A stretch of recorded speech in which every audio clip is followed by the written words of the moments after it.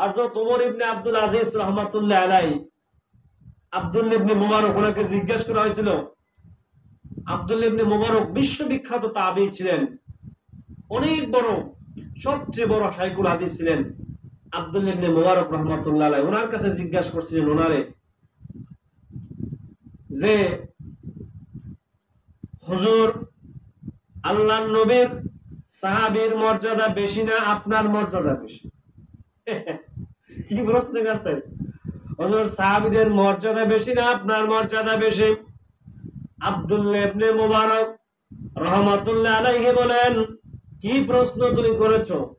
তোমার প্রশ্নই তো হয় নাই।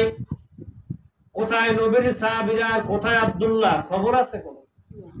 কোথায় নবীর সাহাবীরা আর কোথায় আব্দুল্লাহ? কোনো খবর নাই। তবে ভালো করে শুনে রাখো, নবীর সাহাবীদের কত মর্যাদা, নবীর সাহাবীদের কত দাম আল্লাহ পাক রব্বুল আলামিন দিয়েছেন সাহাবায়ে কেরামদের ব্যাপারে। এই জন্য বলছে আমিনু, তোমরা ঈমান গ্রহণ করো, কামা আমানান নাস, যেইভাবে সাহাবায়ে কেরাম ঈমান এনেছেন সেইভাবেই তোমরা ঈমান গ্রহণ করো। সুবহানাল্লাহ। কেন বলছে আল্লাহ? তোমরা সাহাবায়ে কেরামদের মতোই ঈমান গ্রহণ করো। আব্দুল্লাহ ইবনে মুবারক রাহমাতুল্লাহ আলাইহি উনি বলছেন যে কি প্রশ্ন তুমি করলা? শোনো, আল্লাহর নবীর সাহাবীদের মর্যাদা কতখানি আল্লাহ পাক রব্বুল আলামিন দিয়েছেন, নবী দিয়েছেন। নবীর সবচেয়ে একজন আপনার সাহাবী শুধু নবীকে দেখে ঈমান গ্রহণ করেছেন, আর কোন নেক আমল করতে পারেন নাই, যুদ্ধের ময়দানে যেতে পারেন নাই, দান করতে পারেন নাই, যাকাত দিতে পারেন নাই, আপনার যুদ্ধের ময়দানে গিয়ে শহীদ হতে পারেন নাই, একবেলা নামাজও পড়তে পারেন নাই। উনি শুধু নবীকে দেখে ঈমান গ্রহণ করেছেন। ওই সাহাবী যদি ঘোড়ার পিঠে সওয়ার হয়ে যদি চলে যায়, আর ওই ঘোড়ার পায়ের যে ধুলা হবে সেই ধুলা পরিমাণ মান মর্যাদা আমি আব্দুল্লাহর নাই। সুবহানাল্লাহ। তা কি আপনি তুলে দেন সাহাবায়ে কেরামদের সাথে? সাহাবায়ে কেরাম যদি 1 পয়সা দান করে 1 টাকা, ভালো করে বুঝছেন, একমাত্র সাহাবীদের মর্যাদা আল্লাহর কাছে বেশি দুনিয়ার সব মানুষের চেয়ে। কাদের মর্যাদা? সাহাবায়ে কেরামদের মর্যাদা নবী আলাইহিস সালাতু ওয়াস সালামদের পরে, নবী রাসূলদের পরে সবচেয়ে মর্যাদাবান সম্মানিত লোক হলেন কারা? আল্লাহর নবীর সাহাবীরা।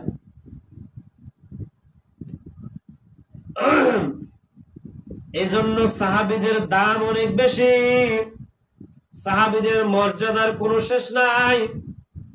নবী আলাইহিস সালাতু ওয়াস সালাম বলেন, আসহাবী কান নুজুম, আকাশে যেইভাবে তারকা দেখো ওইভাবে তারকা দেখে অন্ধকার রাত্রে যেইভাবে পথ চলা যায়, আমার এক একজন সাহাবী হলো এরকম তারকার সমতুল্য। সুবহানাল্লাহ।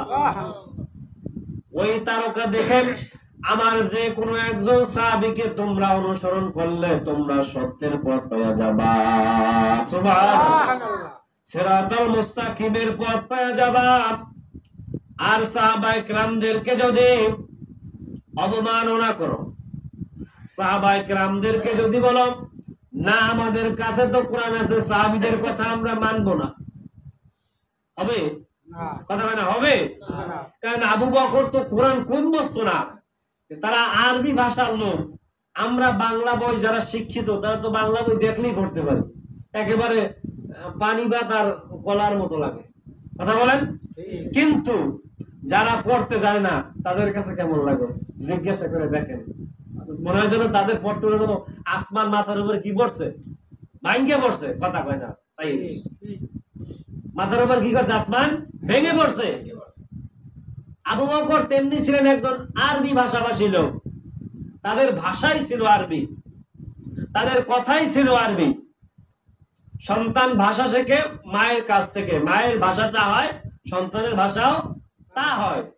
কিন্তু আবু বকর সিদ্দিক রাদিয়াল্লাহু তাআলা আনহু, হযরত ওমর ফারুক রাদিয়াল্লাহু তাআলা আনহু, হযরত ওসমান রাদিয়াল্লাহু তাআলা আনহু, হযরত আলী রাদিয়াল্লাহু তাআলা আনহু, এরা সবাই ছিলেন আরবী লোক। তাহলে তারা কি আরবি কম বুঝতো না বেশি বুঝতো? তাদের মতো এত শিক্ষিত লোক এখন দুনিয়াতে আছে? কোরআন পড়নেওয়ালা তাদের মতো লোক এখন আছে? কিয়ামত পর্যন্ত আসবে? আমাদের আলেমেরা, আমাদের কারি সাহেবরা যখন কোরআন তেলাওয়াত করে মনে হয় যেন এর চেয়ে সুন্দর কোরআন তেলাওয়াত আর নাই। অথচ সাহাবায়ে কেরাম তেলাওয়াত করলে আরো কত সুন্দর ছিল তাদের তেলাওয়াত। এরপর নবী যদি তেলাওয়াত করতেন তার কোনো শেষ আছে? এটা আমরা এখন শুনতে পারবো না। আমরা শুনতে পারবো কোথায়? জান্নাতের মধ্যে। যারা জান্নাতবাসী হবে তারা নবীর কণ্ঠে কোরআন তেলাওয়াত কি করবে? শুনতে পারবে। এজন্য সাহাবায়ে কেরাম রাদিয়াল্লাহু তাআলা আলাইহিম আজমাইন আমাদের সত্যের মাপকাঠি। এই কাফের মুশরিক বেদুইনরা, আল্লাহ পাক বলছেন, ইয়া আইয়ুহাল্লাযীনা আমানু, হে ঈমানদারগণ, লা তাত্তাখিযুল ইয়াহুদা ওয়ান নাসারা। আল্লাহ পাক বলছেন, হে ঈমানদার, ইহুদি খ্রিস্টান নাসারা তোমাদের কোনোদিন বন্ধু হবে না। আপনি যতই রমেশ বাবুরে বন্ধু মনে করেন, এ কিন্তু আসলে আপনার কি না, বন্ধু না। শুধু স্বার্থের জন্য আপনার সাথে সম্পর্ক রাখে, কথা হয় না। যত কাফের মুশরিক আছে দুনিয়ার মধ্যে, মুসলমানদের সাথে দালালি করে কিসের জন্য? স্বার্থ রক্ষার জন্য। এজন্য আপনি আমি যতই বন্ধু বানানোর চেষ্টা করি, তারা আমাদের কি নাই, বন্ধু না। বরঞ্চ সুযোগ পাইলেই আপনার ক্ষতি করবে। কি ক্ষতি করে নাই মুসলমানের? এই 2 দিন আগে চট্টগ্রামে যে একজন আইনজীবী যে মেরে ফেললো, এই বাংলাদেশে যে ইসকন সম্প্রদায়, আপনার হিন্দু সম্প্রদায়ের লোকেরা, ওরা সুযোগ পাইলেই মুসলমান মারে। ওদের কাজই এইটা। এজন্য তারা আমাদের কি নয়, বন্ধু নয়। আল্লাহ পাক রব্বুল আলামিন সেই কথাই বলছেন, ইয়া আইয়ুহাল্লাযীনা আমানু, হে ঈমানদারগণ, লা তাত্তাখিযুল ইয়াহুদা ওয়ান নাসারা, ইহুদি নাসারা তোমাদের কোনোদিন বন্ধু হবে না, তবে ঈমানটা যদি তোমাদের ঈমানের মতো হয়। এখন দেখবেন মুসলমানদেরকে আর কেউ ভয় পায় না। মুসলমানদের কেউ ভয় পায়? শুধু নামে আছে, কাজে নাই। নামে আছে, কামে নাই, এর নাম মুসলমান। আচ্ছা, যে ঈমানে আপনারে আমারে মসজিদে আনতে পারে না, তা হে ঈমান দিয়ে কি জিহাদ হয়? হে ঈমান দিয়ে কি ইসলামী রাষ্ট্র কায়েম হয়? হ্যাঁ? যে ঈমানে আপনাকে ওয়াজ মাহফিলে নিতে পারে না, যে ঈমানে আপনাকে দান করাইতে পারে না, যে ঈমানে আপনাকে ভালো কাজ করতে পারে না, এটা কিসের ঈমান? আবার আপনার ঈমান আছে? নবী বলছে, তুমি বুঝবা কেমনে তোমার ঈমান আছে? ক্বালান নবী সাল্লাল্লাহু আলাইহি ওয়া সাল্লাম, মান রাআ মিনকুম মুনকারান ফালিয়ুগাইয়িরহু বিয়াদিহি, ফাইন লাম ইস্তাতিউ ফাবিলিসানিহি, ফাইন লাম ইস্তাতিউ ফাবিকলবিহি, ওয়া যালিকা আযাবুল ঈমান। আল্লাহর নবী বলেন, তুমি বুঝবা কেমনে তোমার ঈমান আছে?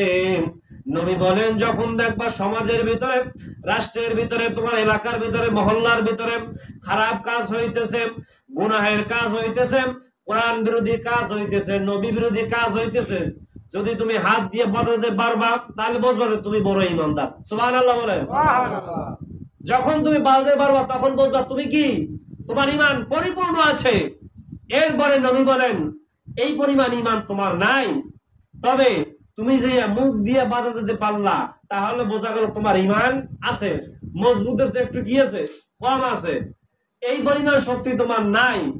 এরপরে তুমি মনে মনে পরিকল্পনা করো, ওটারে ঘৃণা করো আগে, এরপরে পরিকল্পনা করো এই সমাজ থেকে কিভাবে এই ময়লা আবর্জনা, এই খারাপ কাজ দূর করা যায়। আরো সহজে বুঝবেন, মসজিদের মধ্যে ধরেন পায়খানা পড়ে আছে, বা বিভিন্ন ময়লা আবর্জনা পড়ে আছে, গন্ধ আসে, বা ইঁদুর মরা আছে, বা চিকা মরা আছে, কি আছে কিনা? হয় না? ঘরের ভিতরে তো হয়। এখন ঘরের যত সদস্য আছে, মসজিদের যত মুসল্লিরা আছে, সবাই গন্ধ দেখিয়া সবাই ঘেরান লইয়া চলে গেল। কে তাহলে এই গন্ধ যাবে? আর আরেকজনে কি করলো? সে কি করলো? ছোট্ট একটা আপনার কি বলে ওটারে, এই বেলসা নিয়ে আসলো, পানি নিয়ে আসলো, ওইখানে উঠাইলো, পরিষ্কার করলো, গন্ধ আছে না গেছে? 100 জনের আপনার 100 জনের ঘৃণায় কিন্তু এটা সরে নাই, কথা ভাইরা। 100 জনে ঘৃণা করছে তারপর সরে নাই, কিন্তু একজনের পরিকল্পনায় ময়লা দুর্গন্ধ দূর হয়ে গেছে। এটার নামই হলো ঈমান। পরিকল্পনা করতে হবে। কি করতে হবে? পরিকল্পনা করতে হবে।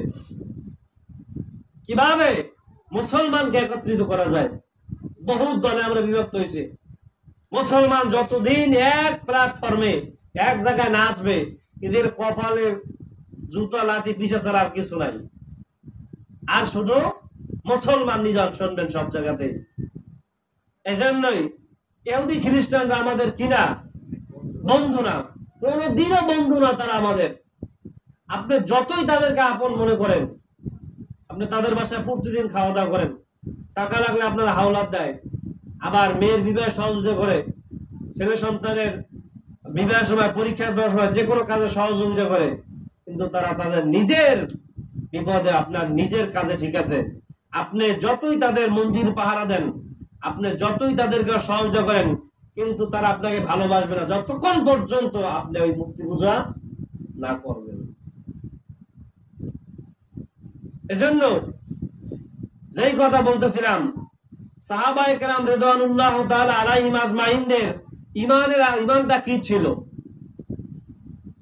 হযরত ওমর ফারুক রাদিয়াল্লাহু তাআলা লম্বা ইতিহাস, আপনার বাইতুল মুকাদ্দাসের এক লম্বা ইতিহাস। বাইতুল মুকাদ্দাস জেরুজালেম হযরত ওমর দখল করেছিলেন, সেখান থেকে ইহুদিদেরকে বিতাড়িত করেছিলেন। কিভাবে? এই হযরত ওমর রাদিয়াল্লাহু তাআলা আনহু বাইতুল মুকাদ্দাস দখল করার জন্য সেনাবাহিনী, সৈন্যবাহিনী পাঠাইলেন। পাঠানোর পরে গোটা বাইতুল মুকাদ্দাস হযরত ওমরের সৈন্যরা ঘিরে রেখেছেন। ইহুদিরা তখন বসলো, মুসলমানদের নেতা হযরত ওমরের সাথে পারা যাবে না, তার সৈন্যবাহিনীর সাথে পারা যাবে না। তার কারণটা কি? এই আর ঘটনা মনে পড়ছে। নবী আলাইহিস সালাতু ওয়াস সালামের জমানায় যখন যুদ্ধ হইতো, তখন রাতের বেলায় তখন ইহুদিরা বলল যে আমরা সংখ্যায় এত বেশি। এই বদর যুদ্ধের কথাই ধরেন না, বদর যুদ্ধে কাফেরদের সংখ্যা 1000 আর মুসলমান 313। মুসলমান কত? 313। এরপর বাড়ছে। মুসলমানদের প্রথম বিজয় হলো বদর, 17ই রমজান। কোন রমজান? 17ই রমজান। এই ইতিহাস আপনাদের জানা দরকার, আপনাদের বাচ্চাদের জানা দরকার, মুরব্বীদের জানা দরকার। ইসলামের ইতিহাস আমাদের জানা নাই, আমাদের ঈমানটা কোথায় গেছে? এই যখন তাদের ঈমানটা কি ছিল, হযরত ওমর রাদিয়াল্লাহু তাআলা আনহু তার সৈন্যবাহিনী যখন বাইতুল মুকাদ্দাসকে তারা যখন ঘিরে রাখলো, তখন তারা মনে মনে পরিকল্পনা করলো যে না, হযরত ওমরের সাথে পারা যাবে না। এই যেই লোক গোটা অর্ধেক পৃথিবী শাসন করতেছে, এর সাথে পারা যাবে না। এরপরে তারা তাদের আপনার মুসলমানদের সৈন্যবাহিনীর কাছে জানাইলো যে আমরা হযরত ওমরের হাতে বাইতুল মুকাদ্দাস তুলে দেব, তবে তাকে আসতে হবে, আমাদের সাথে একটু দেখা করবে, আমরা বাইতুল মুকাদ্দাসের চাবি তাদের হাতে দিয়ে দেব। হযরত ওমর রাদিয়াল্লাহু তাআলা আনহু গোলামকে নিয়ে রওনা করলেন মদিনা মুনাওয়ারা থেকে। হাজার হাজার মাইলের পথ হযরত ওমর যাচ্ছেন, উটের পিঠে চড়ে যাচ্ছেন। আপনার গোলাম লাগাম টানতেছে, গরু উটের লাগাম টানতেছে, টানতে টানতে গোলাম ক্লান্ত হয়ে গেলেন। হযরত ওমর বলতেছে, গোলাম তুমি ক্লান্ত হয়ে গেছো, এইবার তুমি বসো, আমি উট টানি। সুবহানাল্লাহ। হায় হায়। আর আমাদের দেশের নেতারা যদি আসে 6 দিন আগে মাঠ সাজায়, কথা কয় না। এরপরে আর যদি মন্ত্রী আসে বা প্রধানমন্ত্রী আসে, 1 সপ্তাহ 1 মাস আগে প্রস্তুতি চলে। এরপরে বিমান আসে, আপনার গাড়ি আছে 50টা, এরপরে একই কালারের ডিজাইনের গাড়ি আছে 5টা 7টা 10টা। কোনটার মধ্যে তিনি পলাই দিয়েছেন আমরা নিজেরাই জানি না, কথা কয় না। পলাই থাকে, কারণ কি?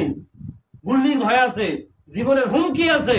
অথচ গোটা 2,50,00,000 বর্গ মাইলের প্রেসিডেন্ট হযরত ওমর রাদিয়াল্লাহু তাআলা আনহু গোটা দুনিয়াকে আপনার অর্ধেক শাসন করেছেন, সেই লোক যাচ্ছে কিতে করে? উটের পিঠে করে, তাও আবার একদম সাথে গোলাম নিয়ে। এত বড় প্রেসিডেন্ট উনি তো যাচ্ছেন। যেতে যেতে যখন বাইতুল মুকাদ্দাসের কিনারায় গেছে, তখন আপনার উটের পিঠে চড়া হয়েছে গোলামের, আর রশি টানা হয়েছে মালিকের, হযরত ওমরের। এখন গোলাম তো কান্নাকারি শুরু করছে যে আমিরুল মুমিনিন, আপনি যদি এই মুহূর্তে যদি আমি যদি আপনার এই উঠে বসি, তাহলে লোকজন মনে করবে যে আমিই প্রেসিডেন্ট, তাই লোকজন আমাকে সংবর্ধনা দেবে। অতএব আপনি বসেন। হযরত ওমর বলতেছে, এই গোলাম, আমার কবরে আমি যাব, আমার কবর হিসাব আমি দেব। আমার নবী আমাদেরকে শিক্ষা দেয় নাই, আমার নবী আমাদেরকে বৈষম্য শিক্ষা দেয় নাই। নবী শিক্ষা দিয়েছেন মানুষদেরকে কিভাবে মূল্যায়ন করা যায়। কথা বলেন, মানুষকে মূল্যায়ন করতে শেখেন। মানুষকে মূল্যায়ন করে না। আমি শিক্ষিত হয়েছে কি হয়েছে, সেও তো মানুষ, আশরাফুল মাখলুকাত। সে অশিক্ষিত হয়েছে তাতে কি হয়েছে, সে শ্রমিকের কাজ করে তাতে কি হয়েছে, তার চেয়ে শ্রেষ্ঠ দুনিয়া থেকে আছে? সে আশরাফুল মাখলুকাত, সে মানুষের মধ্যে সবচেয়ে শ্রেষ্ঠ এবং মুসলমান। এজন্য আমরা মানুষকে মূল্যায়ন করতে শিখবো। হযরত ওমর রাদিয়াল্লাহু তাআলা আনহু যখন আপনার উটের রশি ধরে টানতেছেন, তখন লোকজন যখন দেখতেছে যে উটের পিঠে যে গোলাম বসা, তাকে ফুলের মালা দিতেছে এবং তাকে শরবত খাওয়াইতেছে, হযরত ওমর পাশে দাঁড়িয়ে দৃশ্যগুলো দেখতেছে। লোকজন বলতেছেন, সাহাবীরা বলতেছে, সৈন্যরা বলতেছেন, আপনারা কাকে সংবর্ধনা দিচ্ছেন? বলে, আপনাদের খলিফা হযরত ওমরকে আমরা সংবর্ধনা দিচ্ছি, হযরত ওমরকে আমরা সম্মাননা দিচ্ছি, তার হাতে ফুলের লাল গোলাপ শুভেচ্ছা দিচ্ছি। বলছে, না না, এ তো ওমর নাম, এ হইল ওমরের গোলাম। সুবহানাল্লাহ বলেন। তাহলে ওমরকে এই যে পাশে দাঁড়াই হইছে, বলে কি প্রেসিডেন্ট, সে উঠে লাগাম টানতেছে, রশি টানতেছে, আর গোলাম বসে আছে। হযরত ওমর বললেন যে, ভাই, আমার নবী আমাকে এটা শিক্ষা দেয় নাই। আল্লাহ নবী বলছেন যে লা ইয়ারহামুল্লাহু মান লা ইয়ারহামুন নাস, যে মানুষের আল্লাহ তাআলা ওই ব্যক্তির উপর রহম করেন না যে মানুষের উপর রহম দয়া করে না। হাদিসটা বোঝেন না মনে হয়। قال النبي صلى الله عليه وسلم لا يرحم الله من لا يرحم الناس।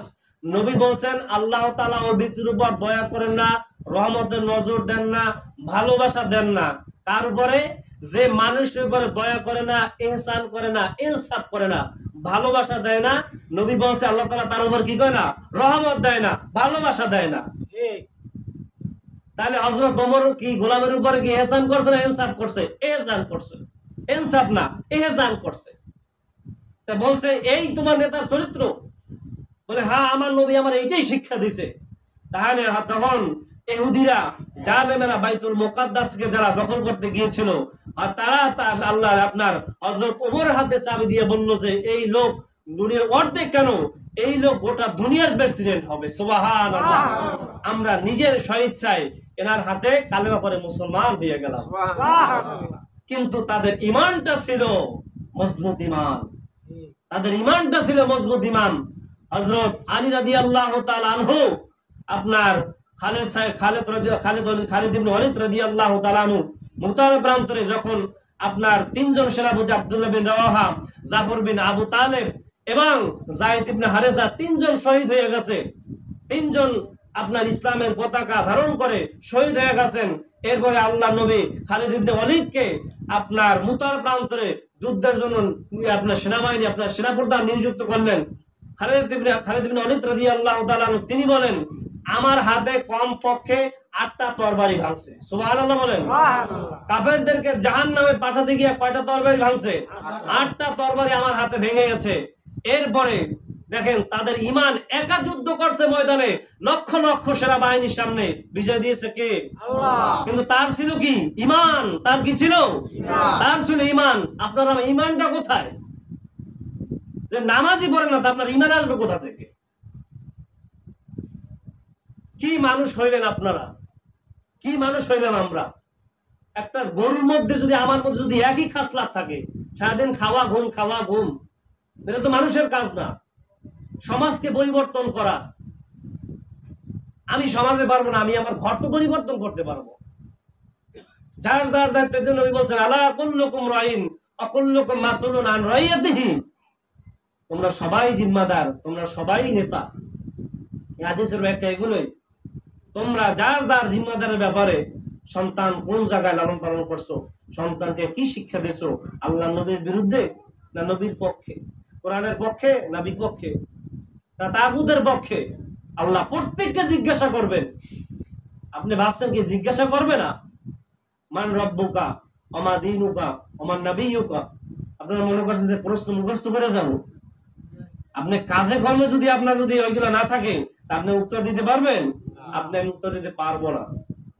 কাজী ইমানটা সাহাবায়ে কেরামদের মতো, হযরত ওমরের ঈমান ছিল তাজা ঈমান, খালিদ ইবনে ওয়ালিদ রাদিয়াল্লাহু তাআলার ঈমান ছিল তাজা ঈমান।